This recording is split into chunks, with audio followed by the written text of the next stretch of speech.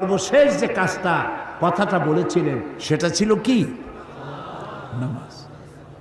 ইন্তেকালের 5 দিন আগে প্রচন্ড জ্বর হলো, মাথায় যন্ত্রণা হলো, বারবার বেহুশ হয়ে পড়েন। যে রাত্রে ইন্তেকাল করবেন সেই রাত্রে সাহাবায়ে কেরাম কেউ ঘরে ফেরে নাই, সবাই কাঁদতেছে। সকলের ধারণা নবীজি খুব তাড়াতাড়ি বিদায় হয়ে যাবেন। ঘরের মধ্যে স্ত্রীরা কাঁদেন, জামাই কাঁদেন, নাতি নাতনি কাঁদেন। সব থেকে বেশি কাঁদছেন হযরতে মা ফাতিমা রাদিয়াল্লাহু তাআলা আনহা। রাসূলুল্লাহর হুশ এলো, হযরত ফাতেমার কান্না দেখে কাছে ইশারা করে ডাকলেন, কানে কানে কি যেন বললেন। হযরত ফাতেমার কান্না বন্ধ হয়ে গেল। হযরত আয়েশা ফাতেমাকে ডেকে বলেন, মা তোমার আব্বা জান কি তোমারে বলল, কান্না বন্ধ হলো তোমার? হযরত ফাতেমা বলেন, মা আমার আব্বা জান আমাকে কানে কানে বললেন, মা কাঁদিস না, তোর কান্না আমার বরদাস্ত হয় না। আমি তোমাকে সুসংবাদ শোনাই, আমি মরে যাওয়ার পর সবার আগে তোমার সাথে আমার দেখা হয়ে যাবে। হযরত ফাতেমা বুঝতে পেরেছেন এর অর্থ হলো রাসূলের ইন্তেকালের পরে আত্মীয় স্বজনের ভিতরে সর্বপ্রথম ফাতেমার ইন্তেকাল হবে। হয়েছিল তাই। রাসূলুল্লাহ বেহুশ হয়ে পড়লেন, আবার হুশ হলো, আবার বেহুশ হলেন। ফজরের পরে হযরতে জিবরাইল এসে বলছেন, আসসালামু আলাইকা ইয়া রাসূলুল্লাহ, হে আল্লাহর রাসূল, আল্লাহ আপনাকে সালাম বলেছেন আর তিনি জানতে চেয়েছেন আপনি কেমন আছেন। তিনি জানেন আপনি কেমন আছেন, তারপরেও তিনি জানতে চেয়েছেন আপনার মুখে আপনি কেমন আছেন। নবীজি বললেন,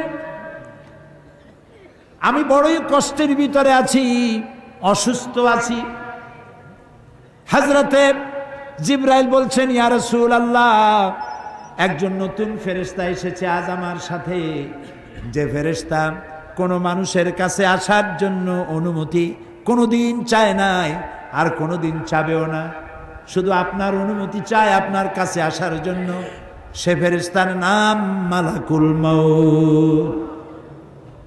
হযরতে মালাকুল মউত রাসূলের অনুমতি নিয়ে রাসূলের জাসাদ মোবারকের কাছে এসে সালাম পেশ করলেন। বললেন, ইয়া রাসূলুল্লাহ, আদম আলাইহিস সালাম থেকে নিয়ে শুরু করে এই পর্যন্ত আমি যত মানুষের জান কবজ করেছি আর কিয়ামত পর্যন্ত যত মানুষের জান কবজ করব, কারো কাছে অনুমতি চাই নাই, অনুমতি চাওয়াও আমার লাগবে না। কিন্তু আজকে আসার সময় আল্লাহ রাব্বুল আলামিন আমাকে বলেছেন আমি যেন আপনার অনুমতি চাই। রাসূলুল্লাহ বললেন, মালাকুল মউত, আমি যদি তোমাকে অনুমতি না দেই? হযরতে মালাকুল মউত বলেন, ইয়া রাসূলুল্লাহ, আল্লাহ তাআলা বলেছেন অনুমতি যদি না পাও ফিরে এসো। আল্লাহু আকবার, আল্লাহু আকবার। হযরতে জিবরাইল বলেন, ইয়া রাসূলুল্লাহ, আল্লাহ রাব্বুল আলামিন আপনার সঙ্গে দিদারের ইন্তজার করতেছেন। নবী বললেন, মালাকুল মউত, তুমি তোমার কাজ শুরু করতে পারো।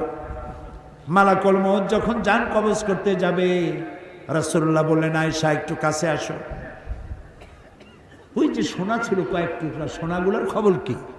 6 টুকরা, ছোট্ট ছোট্ট 6টা টুকরা সোনা ছিল, সোনাগুলো কই? হযরত আয়েশা বলেন, আমি তার যত্ন করে রেখেছি। নবীজি বলছেন, এক্ষুনি স্বর্ণ টুকরাগুলি সদকা করে দাও। আমি মুহাম্মদ সাল্লাল্লাহু আলাইহি সাল্লাম আল্লাহর দরবারে এই অবস্থায় উপনীত হতে চাই না যে মুহাম্মদের ঘরের ভিতরে সোনা আছে। হযরত ওমর রাদিয়াল্লাহু তাআলা আনহু রাসূলের সঙ্গে দেখা করতে গেছিলেন একদিন। ঘরে মা আয়েশা ছিলেন না। হযরত ওমর সালাম দিয়ে ঘরের মধ্যে ঢুকে দাঁড়ায় দাঁড়ায় কাঁদতেছেন, বাচ্চা শিশুর মতো ডুকরে ডুকরে কাঁদছে। রাসূলুল্লাহ জিজ্ঞেস করছেন, ওমর কাঁদো কেন? হযরত ওমর বলছেন, আমি বিশ্ব নবীর ঘর দেখতেছি, ছোট্ট একটা ঘর, এক কোনায় একটা সরাহি পানি রাখার পাত্র কাইতে হয়ে পড়ে আছে, একটা গ্লাস কাইতে হয়ে পড়ে আছে। আর এক কোনায় 1 কেজি কি আধা কেজি জব পড়ে আছে। আর রাসূল শুয়ে আছেন দড়ি দিয়া বুনানো একটা খাটিয়ার উপরে, চাদর নাই, বালিশ নাই, হাত মোবারক মাথার তলে দিয়ে শুয়ে আছে, পিঠ মোবারকে দড়ির দাগ কেটে আছে। হযরত ওমর বলছেন, ইয়া রাসূলুল্লাহ, আমি তো বরদাস্ত করতে পারছি না।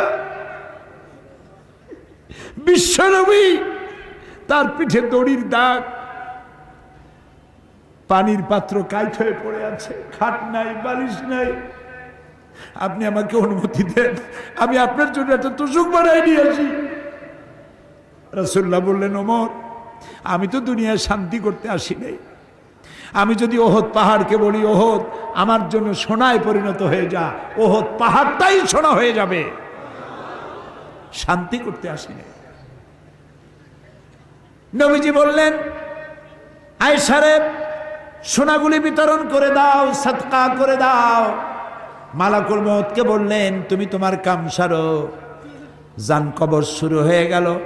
নবীজি জীবনের শেষ কথা মুখ থেকে উচ্চারিত হলো, আসসালাত আসসালাত ওয়া মা মালাকাত আইমানুকুম, ও আমার উম্মতেরা, নামাজ নামাজ।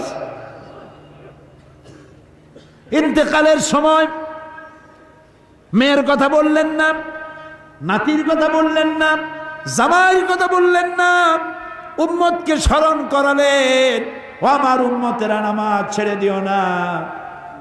আর তোমার অধীনস্থ ব্যক্তিদেরকে জ্বালা যন্ত্রণা দিও না, চাকর বাকরের জ্বালা যন্ত্রণা দিও না, গরিব মানুষের দিকে লক্ষ্য রেখো। আর আমি চিরজনমের মতো তোমাদের থেকে বিদায় নিয়ে গেলাম, নামাজ ছেড়ে দিও না।